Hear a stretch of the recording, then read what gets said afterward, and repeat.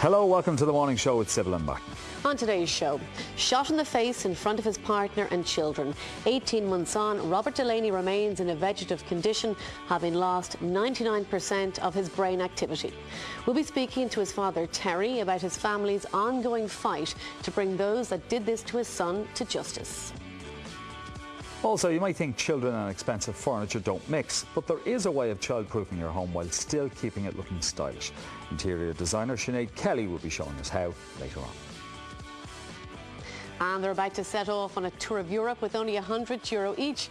We'll be speaking to the two Wexford men who are aiming to blag their way around the continent by trading their musical skills for free bed and board. Now, in the early hours of October 22nd, 2008, Robert Delany and his young family were awoken in their Tallaght home by the doorbell ringing. Unsure of who would be calling to their apartment at that hour of the morning, Robert looked out the window to see who was at the door. He was then shot in the face at point-blank range. 18 months on, Robert is in a permanent vegetative state, cared for by his partner Mags and their two young daughters. No one has ever been charged with the attack, and his father Terry fears what has happened to his son is only part of a much larger problem. Very early on the 22nd of October, the morning of the 22nd of October, we got a phone call to say that Robert had been taken to Tallaght Hospital, that he'd been shot. And as you can well imagine, myself and my wife were devastated and made our way to Tallaght Hospital to discover that Robert had been seriously, very, very seriously injured. Because the nature of his injuries and because they were so serious, Robert was being attended to by a team of doctors, and frankly, in the early stages they didn't know he was going to make it or not. So it was later on that morning when we got to actually see him and witness the injuries that had been inflicted upon him. Well, his eyes were bandaged up because as a result of the shooting he's blind.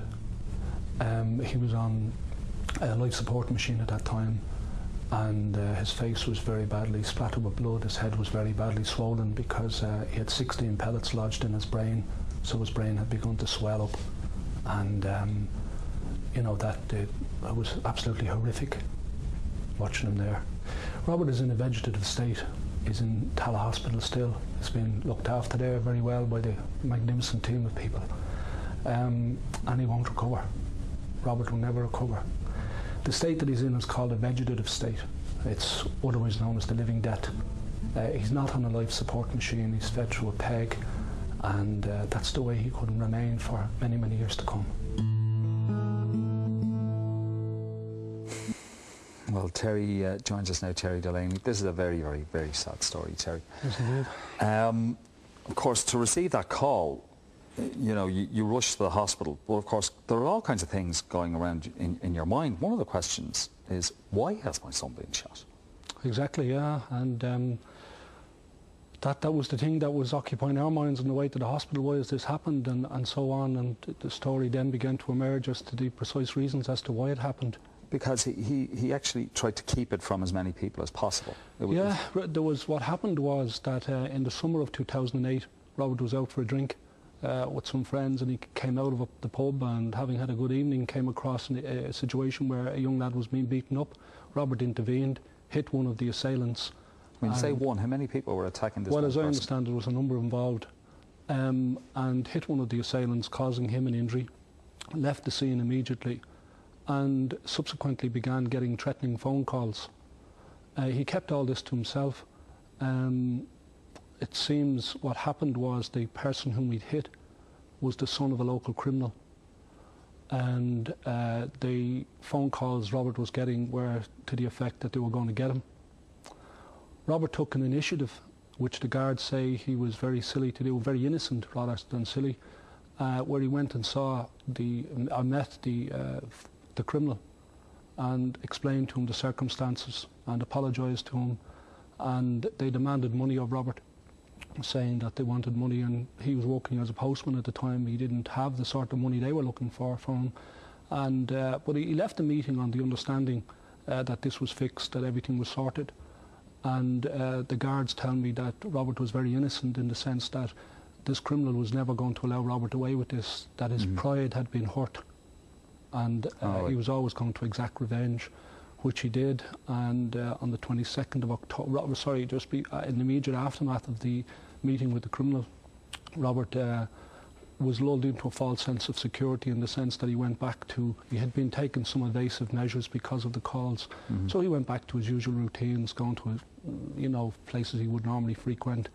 And then on October the 22nd, that's when this happened. That's when that happened. But just to go back to what happened between him intervening, like he was the good Samaritan trying to help somebody who was being attacked, and he's paid a very high price because of that intervention. But he hadn't told Mags, his partner, what had happened, and like the phone calls he was getting, making threats on him. Had he made her aware of these calls? No, that was Robert's nature, that he kept it to himself. He didn't want to worry his partner, he certainly didn't want to worry me or his mother or sister, and he kept it all to himself. We hadn't a clue what was going on. Just to make it very clear, Robert was never involved in any kind of crime? Absolutely not. The Gardaí have been at pains to say that Robert was not known to them, he was never involved in any criminal activity, and he's totally innocent. So it's a case of wrong place, wrong time, helping out somebody in distress, and just didn't realise what he was getting himself into, who he was dealing with. Exactly. That's precisely it, yeah. So on the day of the attack, it was in the early hours of the morning it happened. Was it 6 o'clock in the morning? 6:30 to be precise, yeah, it happened. What happened exactly? Well, Robert was living in an apartment complex, and clearly what these guys had done is the meeting that I referred to, the guards reckoned that the criminals had followed him from the meeting to ascertain precisely where he lived. So at 6:30 in the morning, having lulled him into this false sense of security, they rang his doorbell. He lived on the first floor, and he leaned out over the balcony to see who was ringing the door at that hour of the morning, and they blasted him with a shotgun into the face. As a result of that, he's in a vegetative state, and as I said earlier, that it's not expected Robert will ever recover. What type of injuries did they, obviously, well, it blew away, you know, a large part of his head, I would imagine. No, because the pellets, they are small pellets that penetrated his head, actually just went straight into the brain. There's 16 pellets lodged in his brain, but actually facially Robert still has all the good looks. What? Yeah. We look. It's a dreadfully sad story. What compounds it even more is that his 8-year-old daughter saw him as he fell. He did, yeah, she did. Megan was there, she was 6 at the time, and she fell back. She came on the scene and witnessed his partner, who was cradling Robert at the time, you know, and she witnessed her dad in that condition. She was 6 years old? 6 years old at the time, yeah. And also in the apartment would have been their then 1-year-old daughter? Yeah, Katie was 1 at the time. Well, thankfully she slept through it, yeah. But Megan witnessed far too much for a 6-year-old. I would imagine that's affected her greatly. Well, just witnessing that alone. Yeah. Witnessing it in the early stages, yeah. But thankfully she's a very resilient young girl, and she's got on, and she's brilliant, and you know, she's a great relationship with us, and particularly her grandmother. And she's a very strong-willed child. She's getting on with her life, and she's doing very well. So he was rushed off to hospital. He wasn't expected to live, I suppose. Initially, they thought. No, and the guards, when they arrived at the scene, assumed Robert was dead, and that's why the investigation into Robert's case has the status of a murder investigation. When he arrived in the hospital, the doctors, after a couple of hours treating him, called the family together and said, "Look, he's not going to make it. Go in and say your goodbyes." And which we did, and during the course of that conversation, his mother spoke to him. He began responding to what she was saying. And how is he responding, Terry? He moved his hand. She asked him, and he moved his hand, and he was moved then to Beaumont Hospital, where he had some surgery to relieve the pressure on the brain, and they didn't expect he would survive there. He was anointed twice, but thankfully he survived that ordeal, and 4 weeks later was back in Tala Hospital. And the medical team tell us that Robert is an amazing guy in the sense that he has withstood all of this. In the normal course of events, it would be expected that somebody would pass away as a result of all of this. But he's had MRSA, he's had a heart attack, he's had all sorts of other things during the course of the last year and a half, and he's withstood it all. heart attacks? Well, a heart attack in the sense that the palpitations, the heartbeat, because of damage to the brain, the heart doesn't function normally. So it wasn't a heart attack in the traditional sense, but the palpitations, the heart starts beating, racing, and sometimes what happens then, it has the same impact as a heart attack in the sense that the heart stops.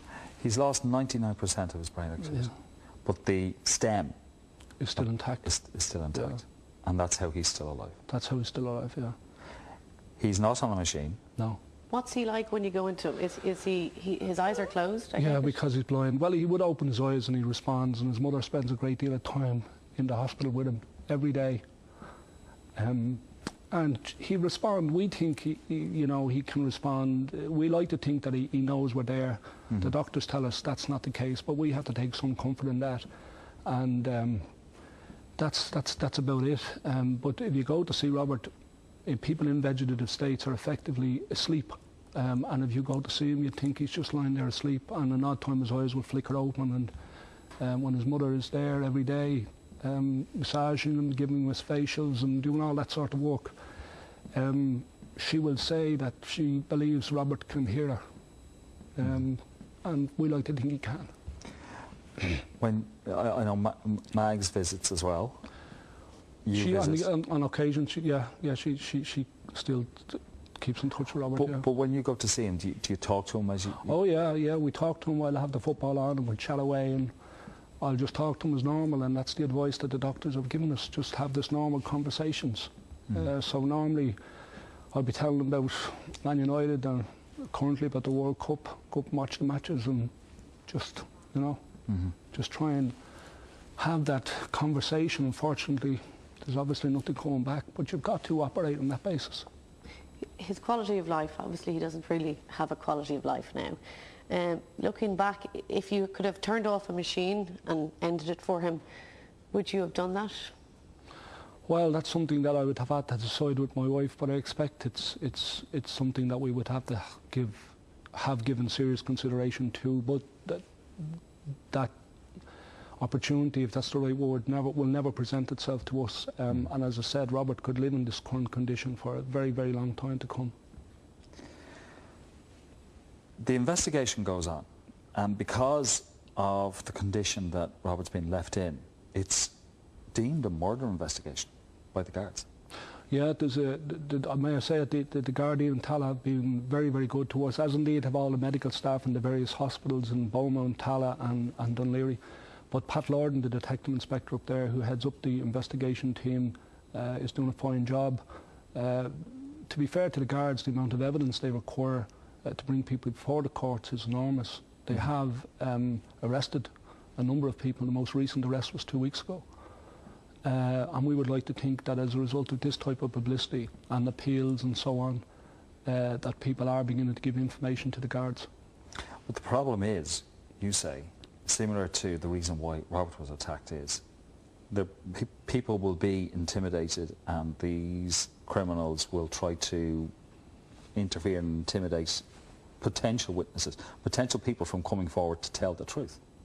There's absolutely no doubt in my mind that there are people who have information out there which could be helpful to the guards, which they're just not prepared to come forward with because of fear. And I think that's, sadly, I think that's a reflection on the society we live in at the moment, that people, when given the choice between giving information to the guards and having to cross a criminal, they, in some respects understandably and frustratingly from my point of view, take the option of not crossing the criminal, which I think is a terrible indictment on society.